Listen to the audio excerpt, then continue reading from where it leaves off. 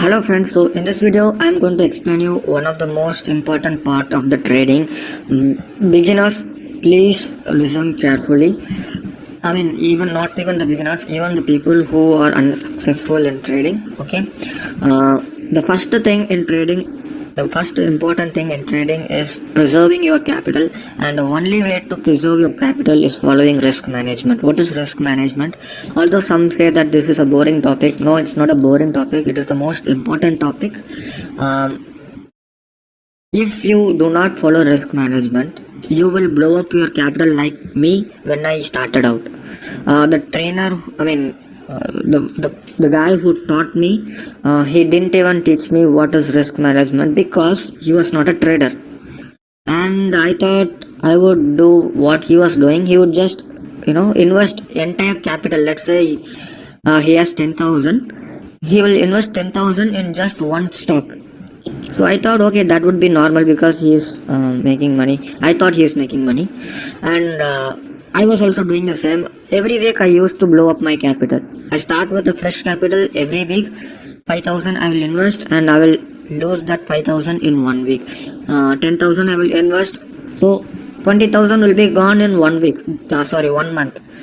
Then I came to know about risk management and other stuff, and so as a beginner, or even for those who are not following risk management, if you are not following that, you will never sustain in the market. Okay, let's consider you are using 10,000 rupees. Okay, risk only 5% of your capital, which means that you must risk only 500 for the trade which you are going to take up now. Okay, so by that, if you are investing 500 rupees, not 500, if you are risking 500 rupees, let me just calculate 20 trades. Okay, so if you take 20 unsuccessful trades, you will lose money. Probably, if I should put it in a different way, you will lose money only if you take 20 unsuccessful trades. You cannot do that. You can never take 20 unsuccessful trades in a row. No one can do that. Correct? My strategy has an accuracy of more than 75% initially, and it can even improve further. So if you follow my strategy and if you follow the risk management, you will make money. Okay? So even if you have 5,000 rupees, even if you have 1,000 rupees, yes, the profits will be very less when you do risk management, but do not focus on profits right now.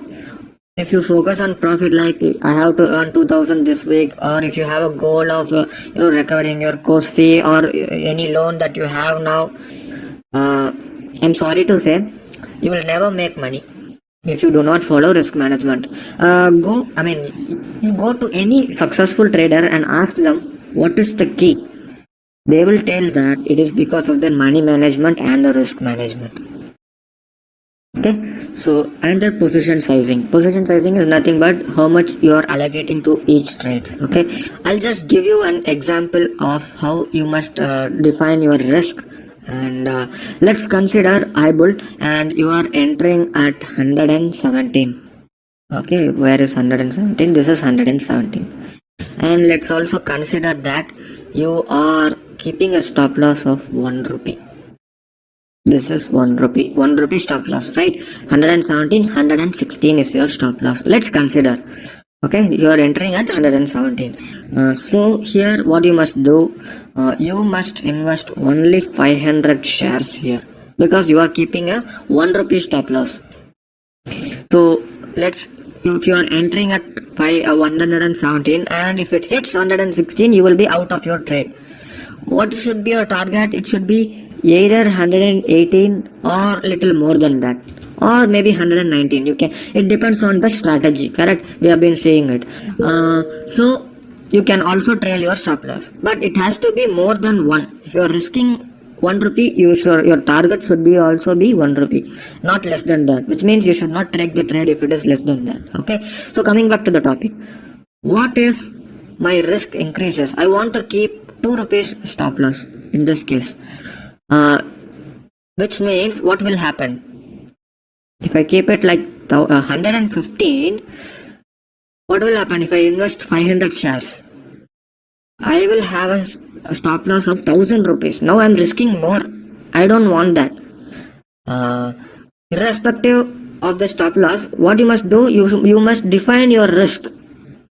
So what you must do, you should reduce your shares, number of shares you are investing in. If you are going with 500 shares, you are risking 1000 rupees, which means that you must invest with 250 shares and not 500. So if you invest 250 shares, your stop loss would be 2 rupee away from that, which is 500 rupees. Completely fine. Correct? So even if you increase your stop loss, what you must do is decrease your number of shares you are investing in. This is what risk management is. What some might do is, no, I want a huge stop loss, but I won't decrease the share. I will just go with 1000 shares, and my target is just 1 rupee. Okay? You will never make money. You should not increase your risk. Preserving capital is the key here. Beginners, please listen to this.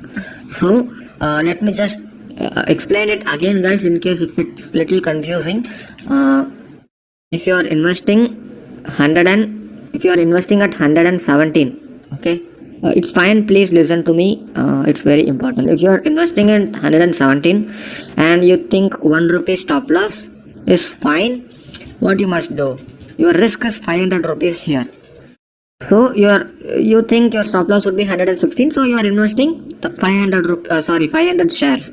Okay, the moment it hits 116, you are happy. That's fine. Even if I lose this trade, I'm gonna earn in the next trade or the upcoming trades. Okay, you must exit it.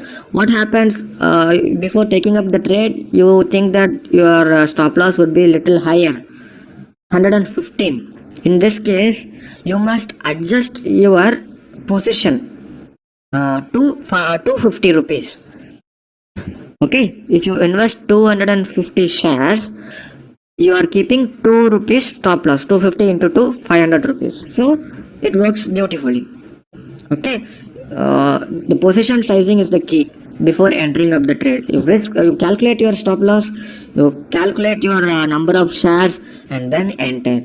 If you focus on your risk, trust me, you will become one of the most successful trader. Unfortunately, I didn't learn this, and I made a huge mistake and made a lot of losses during the beginning of my career. And don't make the same mistake. Okay, it is my duty to teach whatever the mistakes I made in the past, and that would be all. I hope you understood. This is very important, and please let me know if you have any doubt.